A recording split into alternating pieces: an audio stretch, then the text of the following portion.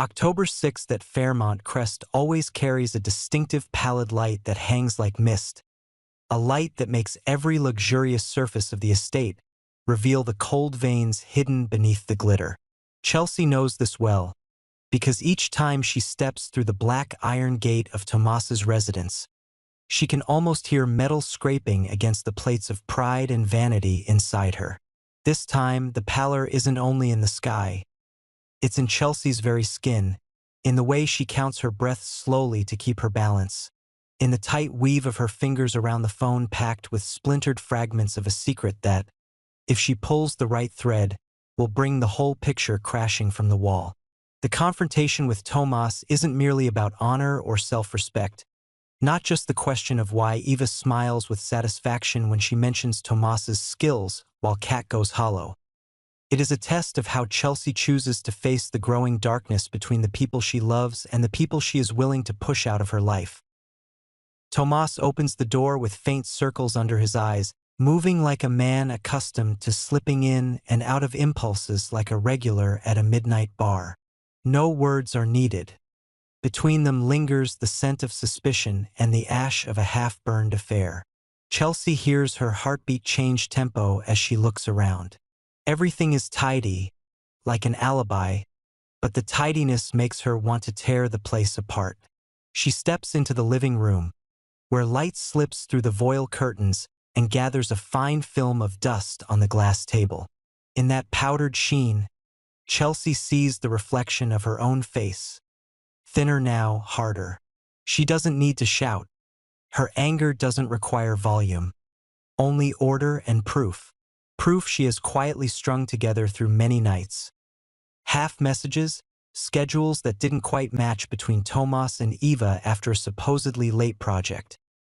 The empty gaze in Kat's eyes whenever someone teased her about her new happiness, and especially Kat's stiff smile when asked seemingly harmless questions. Chelsea has lived long enough at Fairmont Crest to know that every stiff smile hides a spasm somewhere in the soul that in another corner of the city. Eva fixes the lipstick she hastily applied in the office restroom, watching the red streaks like warning lines on the mirror. She thinks of Tomas's rough warmth, of the way his body responds with the trained reflexes of a man who's outrun loneliness for years. For Eva, satisfaction is a scale that tilts toward conquest. She doesn't love Tomas the way one loves a safe harbor. She loves the feeling of winning a race in which the opponent is Kat, the cousin who always chooses the light, always walks a straight line, insists on everything so proper it chokes.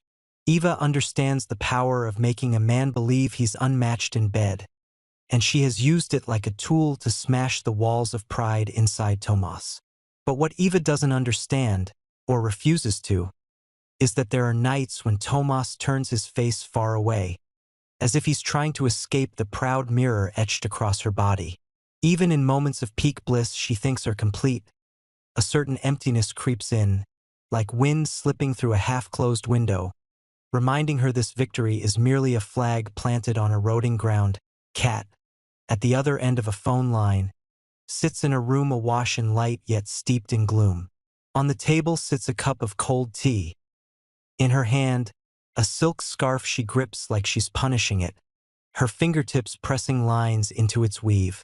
No one knows, not even Chelsea, who only senses it with a kind of instinct, that Kat's helplessness isn't simply about fit or not fit with Tomas. It is the offspring of many years of self-discipline and shards of the past that defy neat names. Memories warped by being forced once to be perfect, a night reeking of alcohol and a lock turned from the outside, a strange hand that misdefined intimacy and turned touch into an exam. Kat's body learned to defend itself, to flee even when her heart tries to stay. Every time Tomas draws close, her muscles tighten like strings about to snap, her breathing shortens, her skin turns into a brick wall. She had thought love would heal. Tomas had moments of gentleness, moments of patience, but a man's pride also has its limits. The failed attempts stacked up, shame clinging to the hem of her nightgown like a shadow, and Kat grew to hate the way she recoils from what should have been warm flame. Chelsea stands before Tomas and lays out each puzzle piece in a sequence of logic he cannot deny. Why Eva thinks Tomas is marvelous, why Kat does not, why the appointments overlap so suggestively, why the missed calls occur precisely when Kat can't breathe. But the truth Chelsea wants to hammer into this room isn't just infidelity. She wants to pull light into another corner, the silent dark of Kat, so that Tomas will understand that in the game of calculation and demand, some bodies do not operate on ambition's timetable.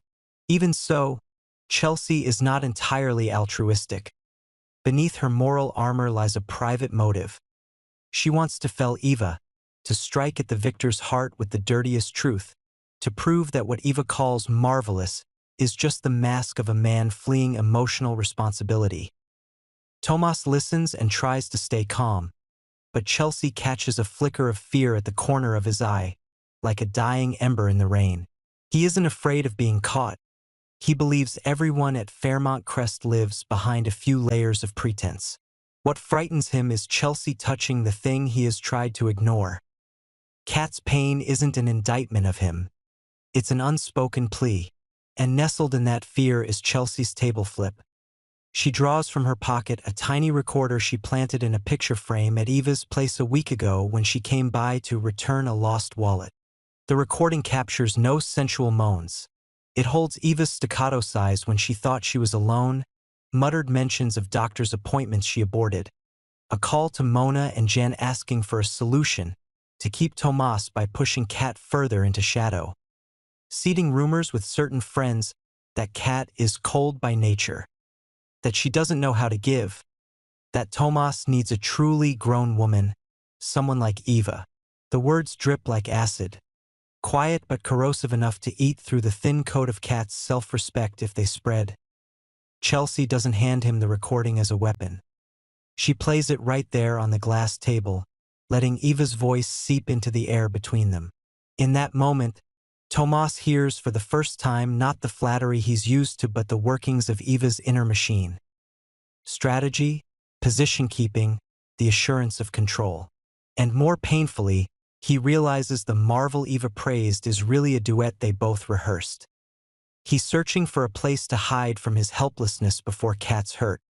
She's seeking a stage to prove she outshines Kat in the currency over which women are often pitted. They cling to each other like two drowning souls to the same scrap of wood, thinking it's salvation, when in truth they're pulling each other under. Chelsea doesn't stop. She peels back a second layer. Why Kat is empty. Not with armchair diagnoses, but with a chain of clues Kat revealed without meaning to. The panic when a lock failed to click. Faint bruises at her wrist hidden beneath long silk sleeves in the heat. Therapy appointments scheduled then canceled. Frantic scrawls in a notebook about learning to remain inside my own body. Chelsea speaks low, listing each detail as if leading a child across a traffic-heavy street, leaving Tomas no room to sidestep. Then she makes her harshest call on Eva. She says she'll send the recording to Eva's mother and to a few elder women whose voices matter in their community. Not to smear, but to show Eva what it feels like to have the collective gaze trained on the way she treated one of their own. That is the sentence Chelsea hands down to someone who chose to shove Kat into the fire to warm her own wounds. Across town, Eva receives a text from an unknown number. A few clipped seconds of the recording. Her call to Mona and Jan. Her lowered voice asking for a solution. Eva's knees buckle as if the floor vanished.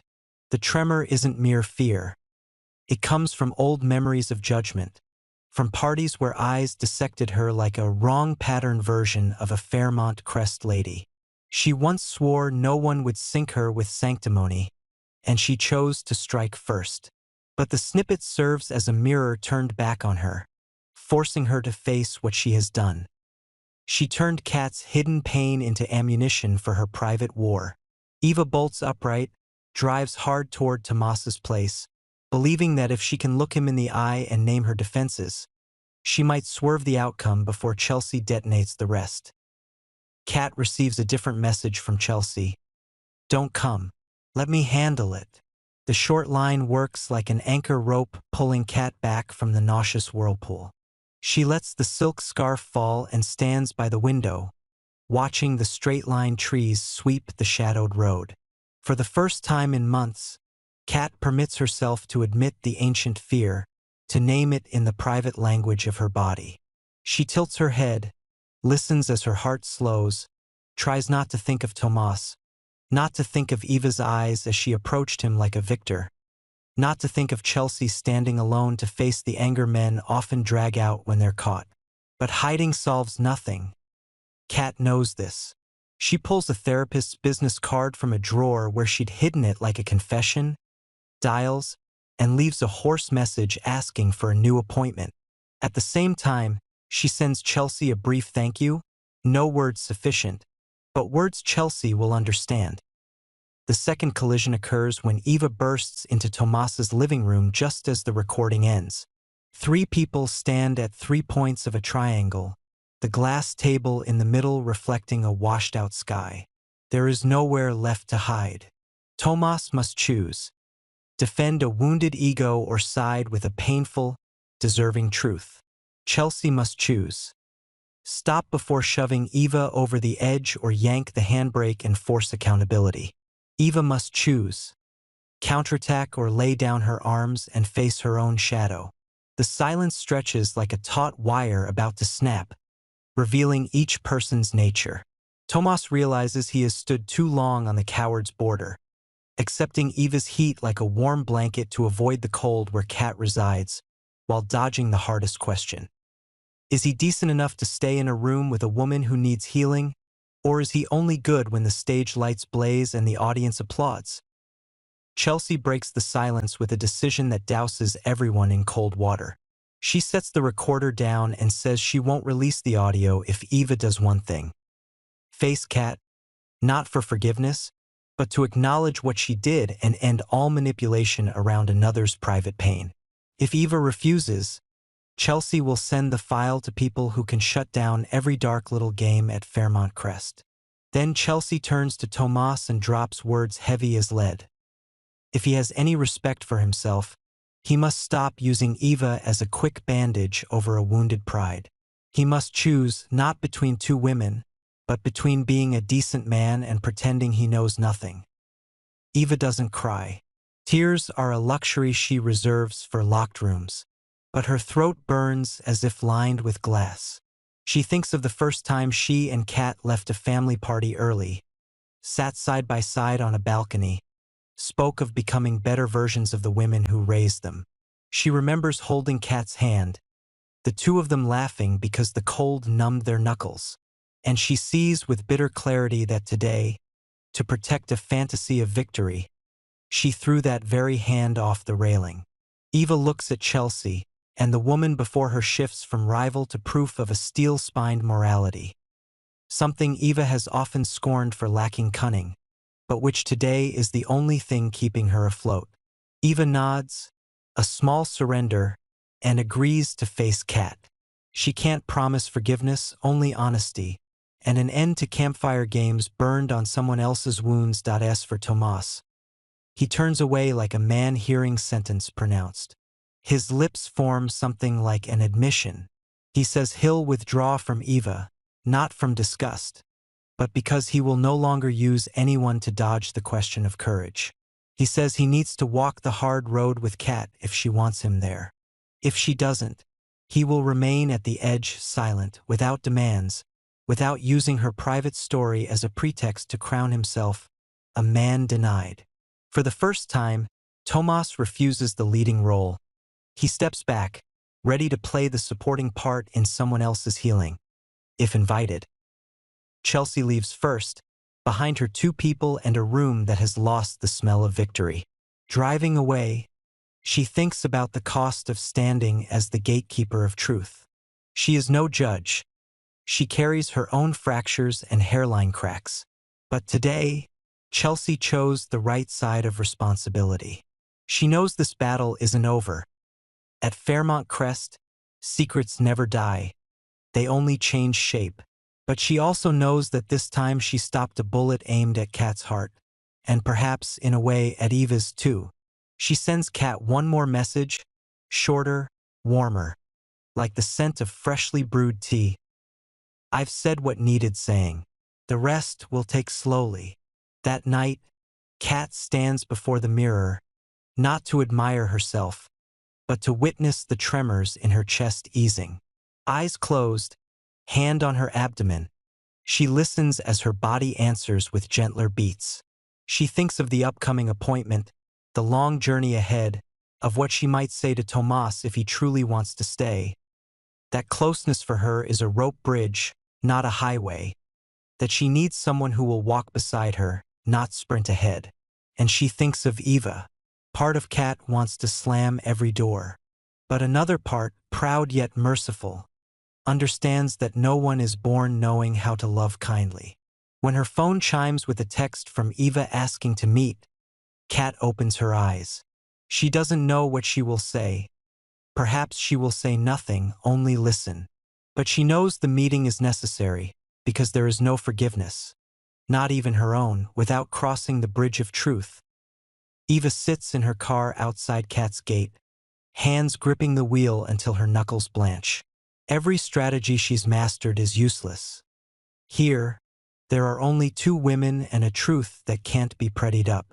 She wants to step out and recite her failings like a report, but deeper than that, she wants to confess something shameful. The satisfaction she found with Tomas was a painkiller for her fear of being the one behind, the less proper version of Kat. She wants to say she despises herself for using Kat's pain as a ladder to climb to an empty perch. And she wants to make the only promise she can make honestly. She will repair with actions, not decorative words. Eva kills the engine, steps out, inhales deeply, and rings the bell. A message and deletes it, types again and erases it. He doesn't know how to begin speaking about the cowardice wrapped in the manly shell. He chose ease over difficulty, applause over staying in a silent room with a trembling woman. But for once he doesn't search for self-absolving words. He writes something brief to Kat. I'm here, if you want me to walk with you. No pleading, no theatrics. Only an offer to stand near. The night at Fairmont Crest closes with small decisions heavy as lead. Chelsea sits at her desk, opens a new notebook, and writes a few lines to remember. The privacy of pain is a border no one may cross. Truth is not a weapon for bragging, and love, if it remains, must come with the courage to stay. Kat draws the curtains, leans against the wall, and allows herself to believe in a path beyond shame. A path of learning to remain in her body, to touch without breaking. Eva waits at the door with a confession bereft of fragrance or gloss, carrying only weight. And Tomas, under the pallid sky, accepts that all the shortcuts are gone. What remains is the long road of silences, therapy sessions, nights that test a vanity addicted to praise. On October 6th, the confrontation happened, and the intriguing revelation Chelsea set off wasn't merely about who is marvelous and who is empty in bed. It was the true face each person wears when pressed to the wall, who uses pain as a rung to climb, who uses it as an excuse to run, who is clear-headed enough to make it a road home. At Fairmont Crest, no one escapes the consequences of choice. And yet here, sometimes a recorder switched off in time, a nod of acknowledgement, a message without begging, can pull a relationship back from the brink. The sky's pallor hasn't lifted, but somewhere beneath those regimented trees, thin strokes of light begin, slowly, to redraw the horizon for four people who chose difficulty over ease. And that is the most important revelation of all.